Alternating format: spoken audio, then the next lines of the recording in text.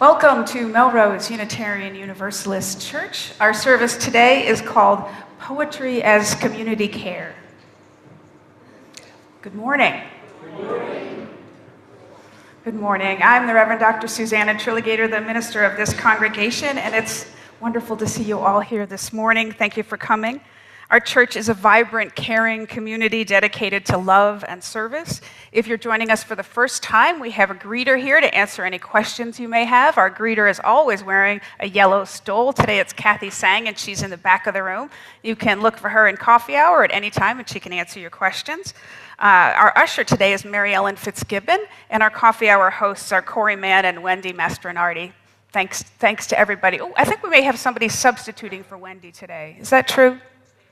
Jane Foley, thank you so much. Coffee hour hosts Corey Mann and Jane Foley. Thank you to all our helpers. We couldn't do it without you.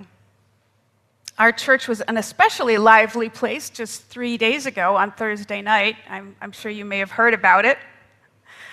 We had a speaker event here, part of our Thoughtful Thursday series. We had some drag activist nuns here, drag nuns, talking to our people about how to keep your protesting fun and sustainable. We had about 35 people in here listening to great stories, but we also had 30 people outside protesting us.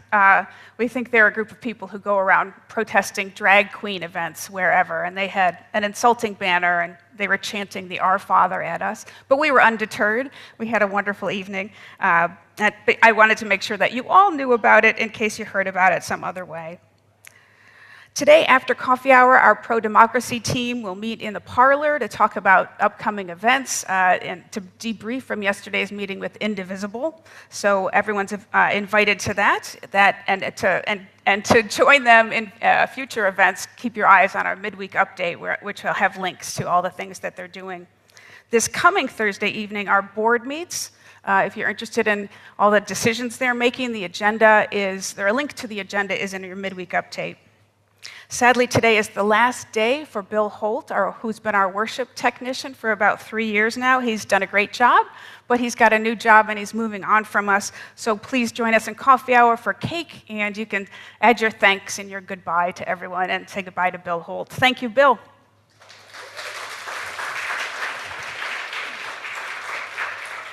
He waved. You couldn't see him, but he was waving. And today I'm joined up here as usual by our DLRE, Rhea Brown-Bright, but also by two special guests today. First, helping to give our music director, Tom, a much-needed Sunday off, we've got Joe Mulholland on the piano. Thank you, Joe. Joe is a professor at the Berklee College of Music. He teaches all the core harmony classes as well as the electives. Thank you for being here. Our second special guest today is the Reverend Alix Klingenberg, who is our guest preacher today. I've been trying to drag Alix up here for several years now, and she finally consented. Alix is a UU minister, a spiritual director, and a published poet. She leads creative writing workshops, and she works one-on-one with people to help them develop their own spiritual life and creative practices. Alix lives here in Melrose with her family and her crazy pets. And she'll be doing the preaching today. So let's get on with our service. Let's have our order of service. If you want to follow along on our electronic version, just hold your camera up here, and the QR code will take you to a page on our website. Scroll down, and you'll be able to follow along, or just let me guide you gently through the day. So now is the time where we turn to our neighbors and we say, thanks for being here. Welcome. Thanks for coming to worship. Happy Sunday. Good morning. Excellent.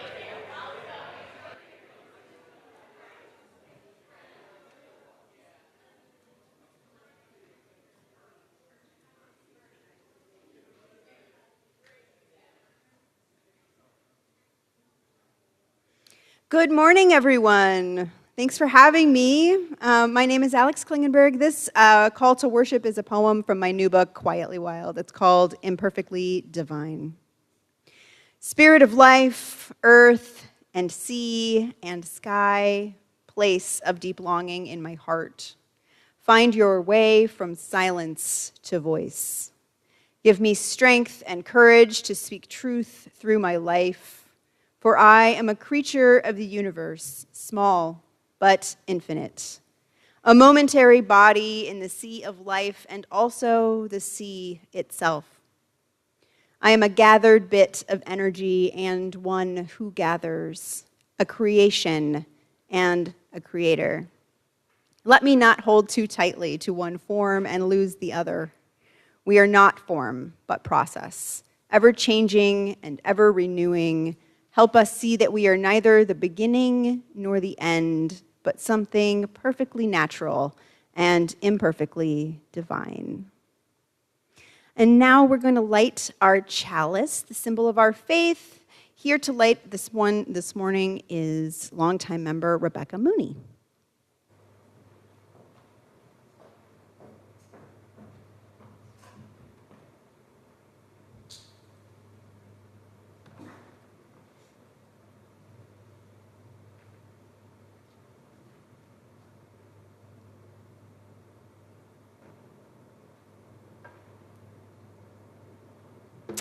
I invite you now to rise in body or in spirit and join me in our MUUC vision.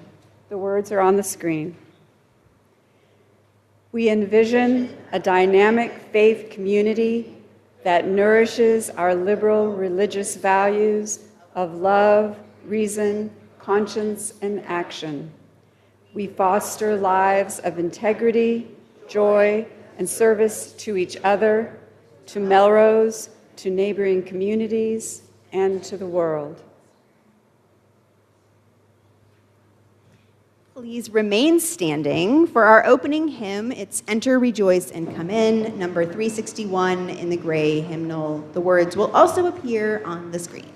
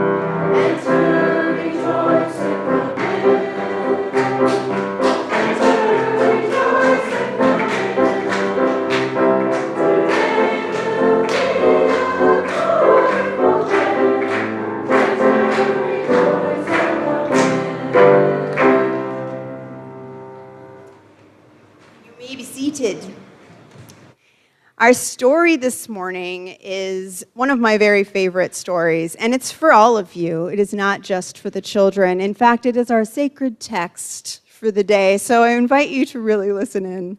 The story is called Frederick, and it's by Leo Leone.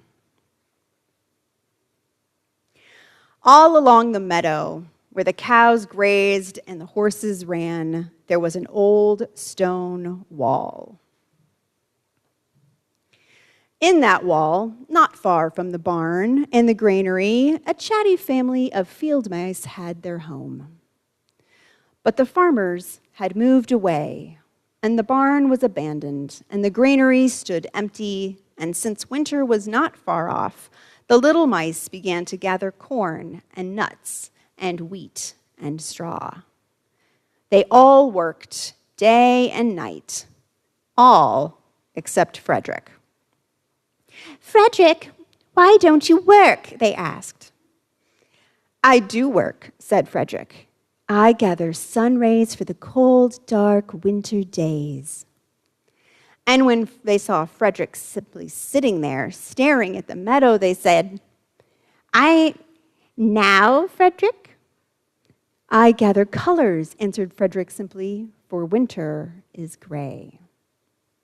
And once, Frederick seemed to be half asleep. Are you dreaming, Frederick? They asked reproachfully. But Frederick said, Oh no, I am gathering words. For the winter days are long and many, and we'll run out of things to say.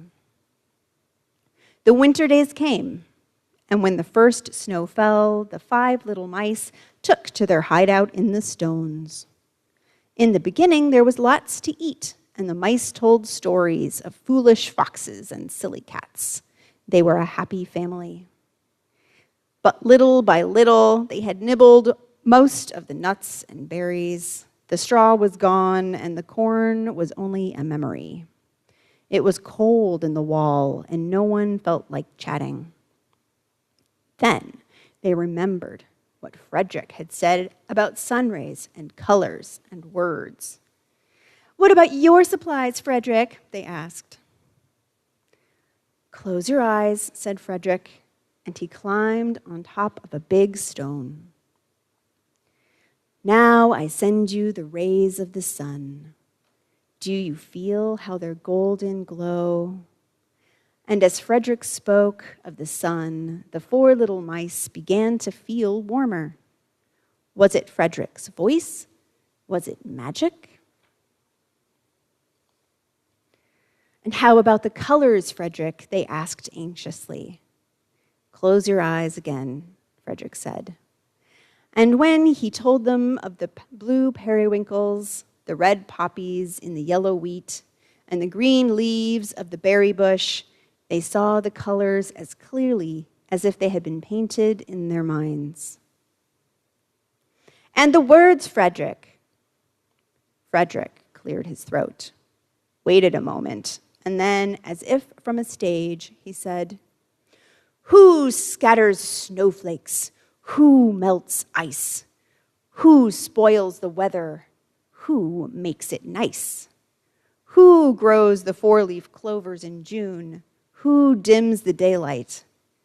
Who lights the moon? 4 little field mice who live in the sky. 4 little field mice like you and I. One is the spring mice who turns on the showers. Then comes the summer who paints in the flowers. The fall mouse is next with walnuts and wheat, and winter is last with cold little feet. And aren't we lucky the seasons are 4? Think of a year with 1 less or 1 more. When Frederick had finished, they all applauded. But Frederick, they said, you're a poet. Frederick blushed, took a bow, and said shyly, I know it. Thank you for your good listening, friends. RE folks can go down to your classes now.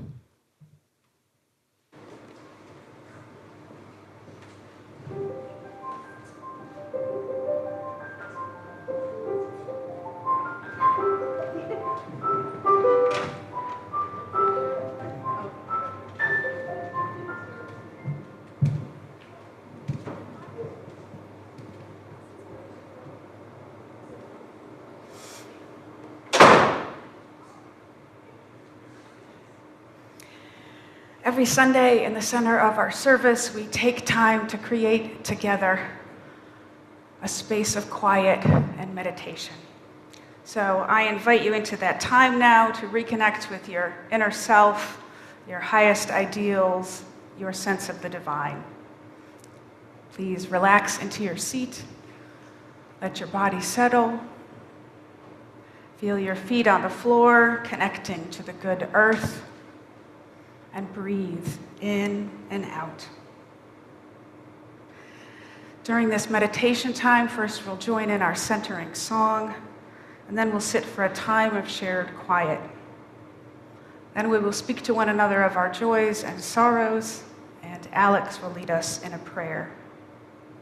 Our worship theme for November is nurturing gratitude, And our centering song for the month is number 1010 in the Teal hymnal, We Give Thanks. Please remain seated and let the song gently lead you into our time of shared quiet.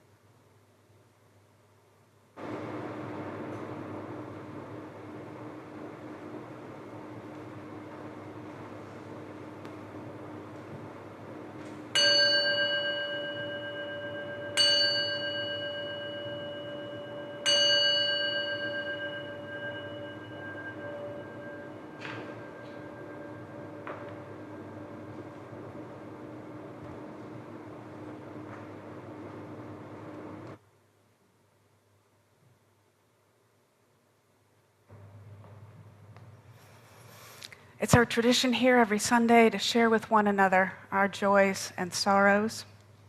We do this so that our sharing helps us get to know one another better and be better companions on this journey of life. We speak briefly and carefully. We listen with care and with love so that we understand one another better. So I invite anyone who has a sorrow to share this morning to please come forward and speak from the microphone so everyone can hear you and see you. People who are watching on Zoom can share a sorrow in the chat box, and I will read it aloud.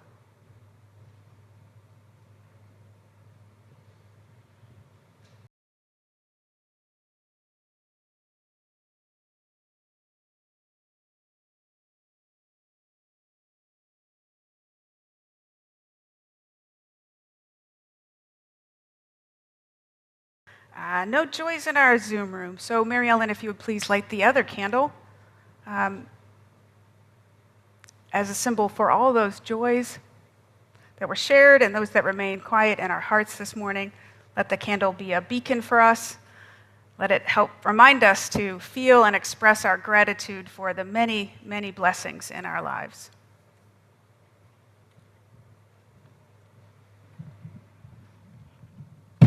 Oops. Sure.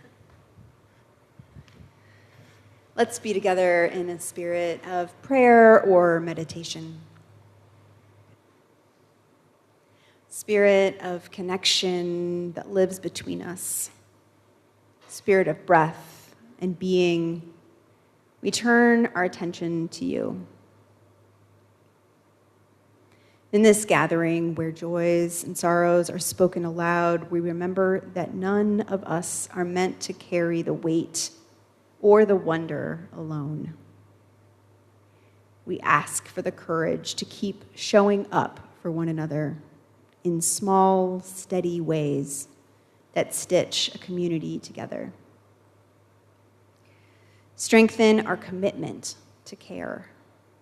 Care for our neighbors, care for the vulnerable, care for this trembling, beautiful earth. Guide our hearts toward justice that does not falter and compassion that does not wear us down, but feeds the love within each of us. Spirit of mystery that moves through breath and body, through river and root and human hands, be with us now. Gather us in, steady us, and send us back into the world as bearers of kindness and repair. Amen.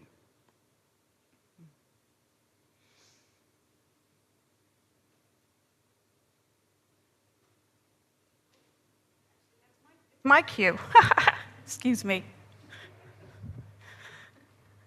We usually have our music director, Tom, here to do the introduction to the offertory, but today it is my turn. Our church is self-funded, supported by your generous annual pledge. You may also give to our weekly collection, which we split every month with a worthy cause, via our Giving Beyond Our Walls program. Remote folks can donate using the link at the top right corner of our homepage at melroseuu.org. For November, half our collection plate will go to the Food Drive, a Melrose-based nonprofit that distributes rescued, surplus, and donated food to shelters, low-income residencies, and food pantries, including Bread of Life. The Food Drive also provides direct service through our weekly community freezer program, offering free heat and eat frozen meals to all who need them. Our offertory music today is Lawns by Carla Bley, performed by Joe Mulholland.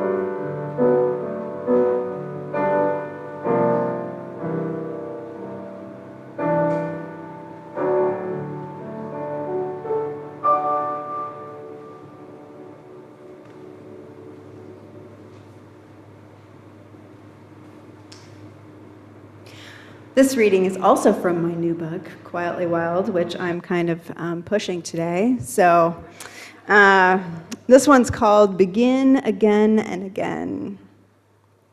When the world feels dire and dangerous, we can see how community and art really are everything. To have a place to come together, to know a song to sing, to read a poem that reminds us that humans do this and survive. Our hobbies become our salvation, to bake bread and knit a sweater, to grow herbs and tend wounds, to have a place to wait out the storm, the heat, the violence. This is what humans do. This is how we begin again and again in love.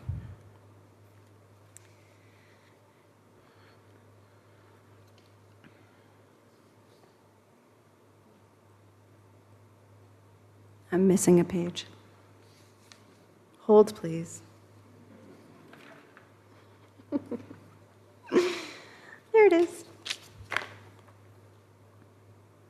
We are coming into that part of November where the light grows thin and the night creeps in before we are home from work, sometimes before we are home from school. The squirrels are finishing their last erratic errands. The trees are standing there, honest and unadorned, performing their annual lessons in letting go. Everything in the natural world is saying, slow down, rest, pay attention. And I don't know about you, but whenever the world tells me to slow down, my first instinct is suspicion. Not a hostile suspicion, but just like the way a cat is suspicious of a closed door. A kind of, what is going on here? Shouldn't I be doing something? Because somewhere along the way, many of us learned that our worth is tied to motion, that rest is indulgent, that pausing to watch a single golden leaf fall is, well, unproductive.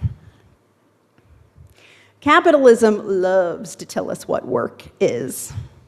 Work is something you do, usually something you do not really enjoy doing. It is exhausting and all-consuming and effortful. Work is something you do for money, and money is tied to exertion. Worth, then, is tied to relentless action. And rest, well, rest is what has to happen in order for you to continue to produce effectively. Work is not raising children or tending gardens or staring out the window while you think. Work is certainly not writing or contemplation. It's not art. Work is not checking in on your friends or bringing them soup when they're sick. Work is quantifiable, measurable, objective. And so it is that for the past few years, when anyone asks me, so, what do you do? What, indeed, friends, do I do? I tend to my community, my home, my relationships. I talk to people when they're having a hard time. I pay attention to the way that mystery and spirit moves in my life. I let words and images have their way with me. I gather truth and meaning from as many places as I can. And one of the things I love about a Unitarian Universalist community is that I know I don't have to explain or validate my worth to you. This is a space specifically designed to honor music, poetry, prayer, and community care. But we still live in the system when we are all inundated constantly with messages that tell us that we are not enough. Moreover, our very survival depends on all of us working within this system. And so it is that I believe we cannot hear this message often enough. Rest and creativity are part of the sacred work of community care. You are welcome here, even when you have nothing to give but witness. Frederick is one of my favorite stories, because who does not love a story about a poet mouse? But I brought it here today because it also names 3 elements of community care that are really necessary for times of survival. Whether that's a long, hard winter, a long, hard global pandemic, or a long, hard politically devastating governance. Those 3 elements are safety, connection, and hope. Safety is the tangible things in life. For the mice, this was nuts and fruit and a safe barn to weather the winter. For us, this might be affordable housing, access to education, food, an effective winter coat. Safety is job security and being able to pay the rent, buy the groceries, and feed the children. When we give our time and money to these communities and organizations, we are directly contributing to the element of community safety. When I think of work, this is what I imagine we are working for. We also need community connection. We need to feel like we're in this together. Frederick and his family tell silly stories of foxes and cats. They play games and enjoy each other's company. For us, this might look like a potluck. Table covered with mismatched dishes, or the soft chaos of a choir rehearsal, or the warmth of seeing someone's face brighten when you remember their name. When we show up to protests, this too is a way to feel less alone and to be reminded how many of us share a vision for a better way to live together. But finally, in the darkest parts of the season, when our spirits are heavy and the comforts are failing, what we need most is hope. Frederick saves memories of the sun and colors. He took time to remember the beauty of the world, to note it, to savor it, so that he might share it with his family in the darkest of times. And here's the thing that I love about Frederick. Frederick knows that he is doing work. Frederick is gathering sun rays and colors and words, but most of us do not know when we are doing that work. Most of us do not consider moments spent sitting quietly in the sun or reading a book or listening to music as essential fodder for the future. Most of us don't consider watching the Great British Baking Show or taking a nap a particularly useful thing to do. We do not know that we are working. We do not value this time of rest and contemplation the way that Frederick does. We feel guilty for not gathering fruits and nuts, for not being able to donate large amounts of money or time to organizations we care about. We are taught over and over again to devalue the very things that we need in order to imagine and dream of a better world together. One of the things that I am lucky enough to do for work is lead seasonal creative writing groups. I started doing this in 2019 and found that these creative groups held me and others through the pandemic years and again through these continued trying political times. Art and poetry have always been tools of survival, a collective tissue, a way we remember who we are when the world feels so heavy.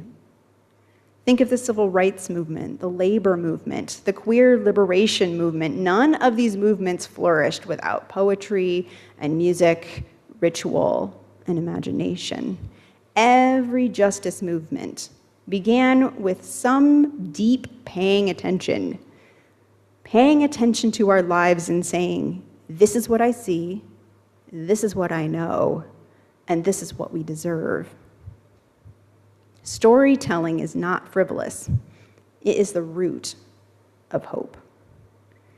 And this isn't just my experience, it's something ancient within all of us.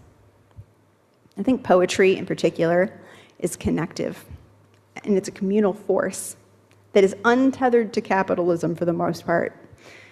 When we write from the deepest places within us, a landscape opens there, where we can hear the echoes of our ancestors and the hopes of our children.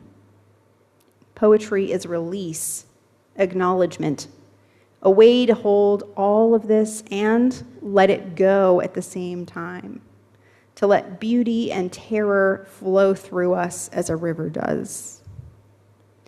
When I write in community especially, there is a shared energy that almost everyone feels. Similar themes and images will emerge from around the room, formed from similar associations, perhaps, or from a mysterious and unseen connection that underpins that creative process. This is where I most often find a sense of awe that I would call spiritual. The other place I feel this is in nature, surrounded by trees, or paddling through a lake, or most often simply staring out my window at the birds pulling milkweed from the pods, or the squirrels walking the balance beam of our backyard fence.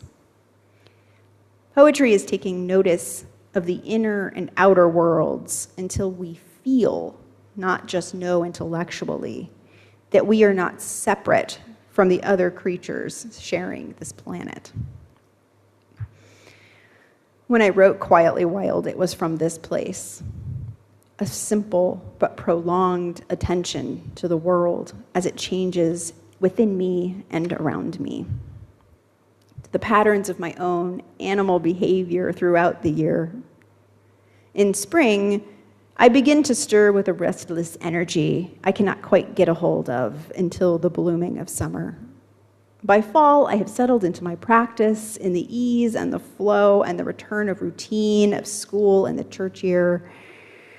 And in winter, I become a slow and steady breath, resting, sleeping, and maintaining only the most crucial elements of my life. I am far more Frederick than any of his siblings, and so I offer what gifts I can and receive tangible help from those around me.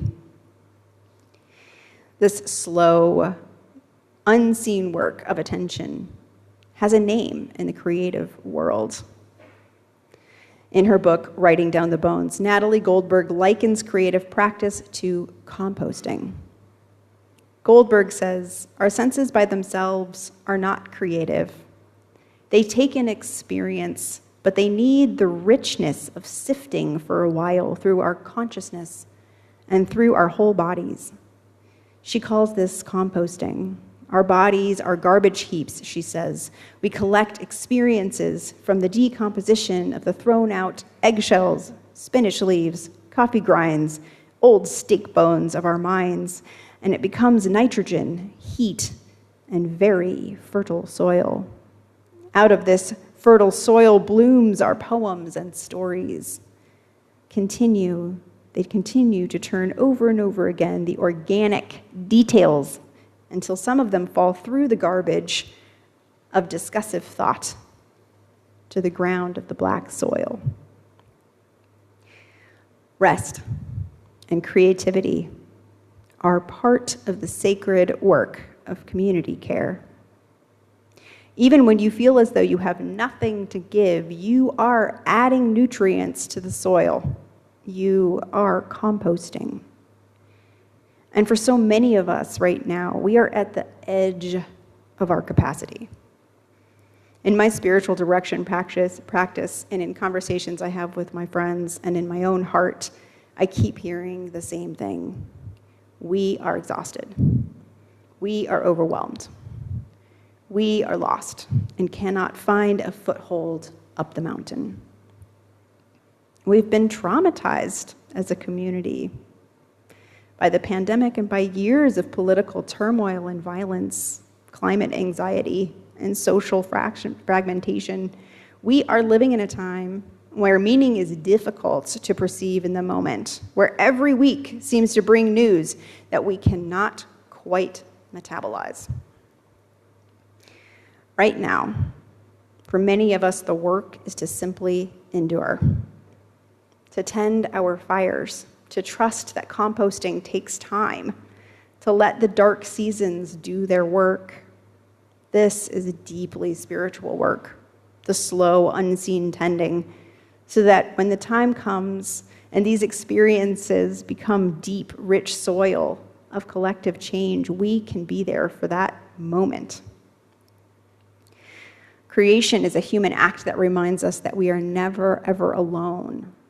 When you rest, when you create, when you let yourself be moved by beauty, you are participating in collective care. You are storing up color for someone else's winter. And when the work of gathering and composting and rest bears the fruit of creation, I hope that you will share those gifts with one another.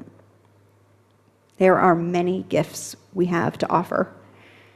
The gift to provide comfort to those who don't have a safe, warm space to live in. The gift of community to welcome in those experiencing a spiritual winter. And the gifts of creativity, storytelling, poetry, and rest to lift up hope and make the possibility of collective joy the centerpiece of this community. As we go our separate ways this week, I invite you to make space for creativity and rest in your life. Whether you write or you cook or draw or sing or dance or play with your grandchildren or simply soak in the rays of the sun, these small joys are not frivolous. They are life-giving. Let us create together so that we can create a better world. May it be so. Blessed be. All right, we're going to sing again. Please rise, body or spirit, for our closing hymn, For All That Is Our Life, number 128 in the gray hymnal.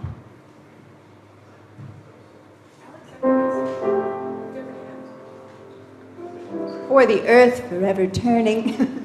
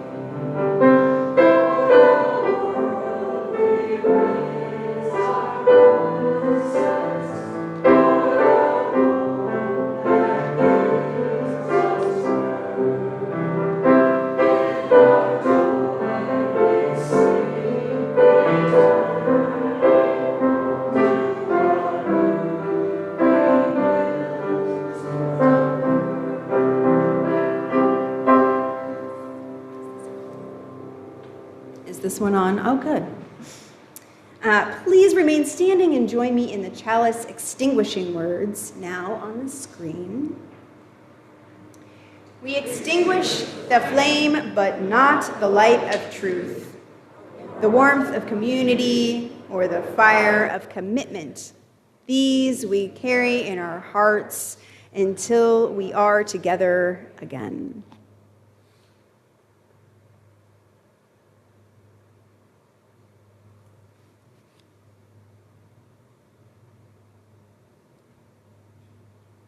Our service has ended. Thank you for being here. Please enjoy a brief postlude before we gather for coffee and refreshments in the parish hall. Thank you for worshiping with us today, and happy Sunday.